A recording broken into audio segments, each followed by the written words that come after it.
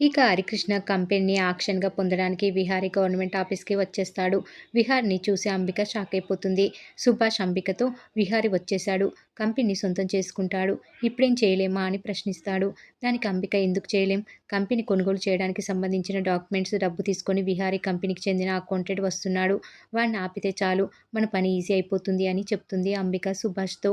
దాంతో super idea అని సుభాష్ తన మనుషులకు కాల్ చేస్తాడు. అంబిక వాళ్ళతో మాట్లాడి ఆ అకౌంటెంట్ రాకుండా చేయమని చెప్తుంది. ఇక అకౌంటెంట్ డీడీ డాక్యుమెంట్స్, డబ్బుతో గవర్నమెంట్ ఆఫీస్‌కి బయలుదేరతాడు. ఇక అటుగా లక్ష్మి, బామ, బాబు సరుకు అమ్మడానికి వస్తూ ఉంటారు. అధికారులు విహారీతో డబ్బు, డీడీ మొత్తం వాళ్ళకి సబ్మిట్ చేయమని అంటారు. మా అకౌంటెంట్ వస్తున్నాడు అని విహారీ చెప్తాడు. అంబిక మనసులో ఆ అకౌంటెంట్ రాడు, ఈ కంపెనీ విహారీకి దక్కనివ్వను అని అనుకుంటూ ఉంటుంది. అకౌంటెంట్ వస్తున్న కారుని రౌడీలు ఆపి అతని మీద దాడి చేస్తారు. అకౌంటెంట్‌ని కొట్టి సూట్‌కేస్ లాక్కొని ప్రయత్నం చేస్తారు. అకౌంటెంట్ సూట్‌కేస్ పట్టుకొని పరుగులు పెడతాడు. మరోవైపు విహారీ వాళ్ళు టైం అయిపోతుందనుకుంటూ ఉంటారు. అకౌంటెంట్‌కి విహారీ కాల్ చేస్తాడు. కానీ ఫోన్ కార్‌లో ఉండిపోతుంది. అకౌంటెంట్ రోడ్ మీద పరుగులు పెట్టడం అటుగా వస్తున్న లక్ష్మి, బాబు, బామ చూస్తారు. క్యాటరింగ్ జనార్దన్ కొడుకుని రౌడీలు అలా తరుముతున్నారేంటి అని బామ లక్ష్మితో అంటుంది. అవును బామ, పద మనం వెళ్లి కాపాడదాం అని లక్ష్మి బామతో చెప్పి పరుగులు పెడుతుంది. ఇక విహారీ వాళ్ళు అకౌంటెంట్ రావడం లేదని కంగారు పడుతూ ఉంటారు. అకౌంటెంట్‌ని రౌడీలు పట్టుకొని చితక్కొడుతూ ఉంటారు. సూట్‌కేస్ లాక్కోడానికి ప్రయత్నిస్తారు.